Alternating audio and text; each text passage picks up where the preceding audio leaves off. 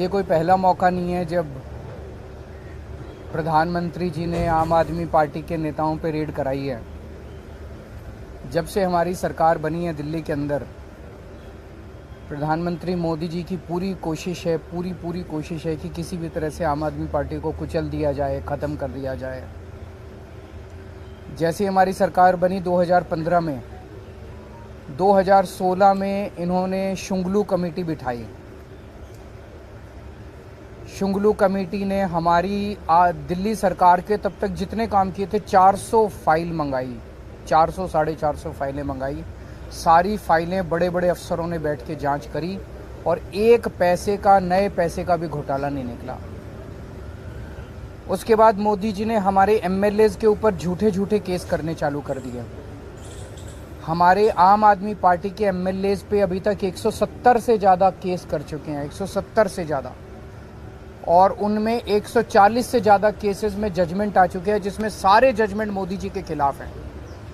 सारे जजमेंट हमारे पक्ष में आए हैं कि झूठा केस किया गया हमारे एमएलए के खिलाफ, झूठी एफआईआर की गई, झूठी गिरफ्तारी की गई, गलत गिरफ्तारी की गई।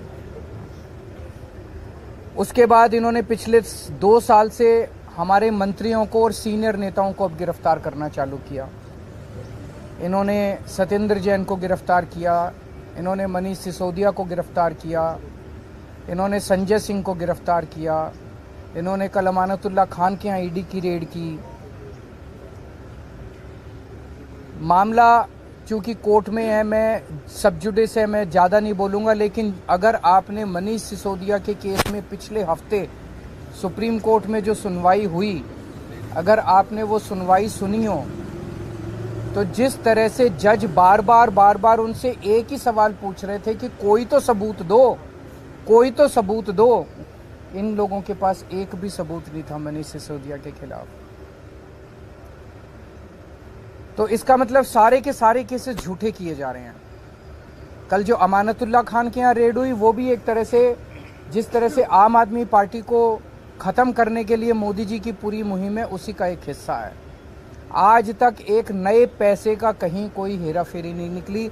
मैं नरेंद्र मोदी जी को चैलेंज करता हूं, आप इतनी इंक्वायरी हमारी, बोले बस घोटाला कर दिया केजरीवाल ने, सड़कों का घोटाला कर दिया, बिजली का घोटाला कर दिया, पानी का घोटाला, इतने घोटाले, इतनी जांच करा ली। एक नए पैसे का मैं चैलेंज करता हूं, एक नए पैसे का अगर आपको कहीं कुछ मिला हो, अगर मिला हो तो आपको लगता है मेरे को छोड़ देते मोदी जी, कहीं कुछ नहीं मिला उनको। तो ये सारी की सारी जितनी जांच चल रही है, ये सारी फर्जी जांच है और उनका मकसद भ्रष्टाचार खत्म करना नहीं है। दूसरी पार्टियों के जितने भ्रष्टाचारी हैं, सारे भ्रष्टाचारी उन्होंने अपनी पार्टी में शामिल कर लिए। हमने देखा महाराष्ट्र के अंदर अभी 2 दिन पहले जिन नेताओं को चिल्ला कर मोदी जी ने कहा कि इन्होंने 70,000 करोड़ का घोटाला कर दिया, उन सारे भ्रष्टाचारियों को, जो मोदी जी की नज़र में भ्रष्टाचारी थे, उनको उन्होंने अपनी पार्टी में शामिल कर लिया। उन पे जितने केस कर रहे थे वो सारे केस खत्म कर दिए। तो भ्रष्टाचार, गुजरात के अंदर मोरबी ब्रिज गिर गया, मोरबी ब्रिज, कितने लोगों की मौत हो गई, कोई ईडी की रेड नहीं हुई, कोई सीबीआई की रेड नहीं हुई। इनके अपने राज्यों के अंदर, कर्नाटक के अंदर बताते हैं 40% कमीशन वाली सरकार, इनकी सरकार को फेमस कहा जाता था, कोई ईडी की रेड नहीं हुई उनके यहाँ, कोई सीबीआई की। बीजेपी वालों के अंदर, उनकी अपनी सरकारों के अंदर किसी तरह की जांच नहीं होती। अभी सीएजी की रिपोर्ट आई है, उसने इतने सारे इनके घोटाले निकाले हैं, कोई सीबीआई की रेड नहीं होती, कोई ईडी की रेड नहीं होती।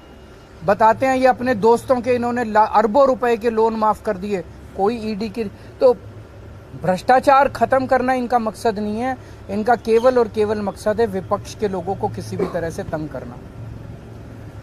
बहुत ज्यादा अहंकार हो गया मोदी जी को।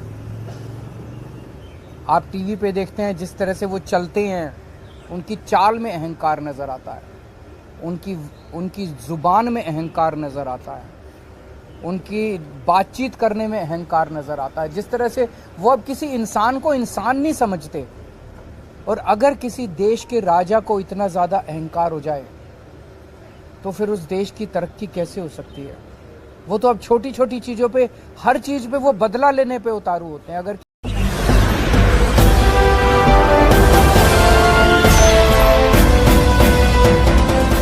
आप देख रहे हैं लाइव न्यूज़ 99, राष्ट्र सबसे पहले।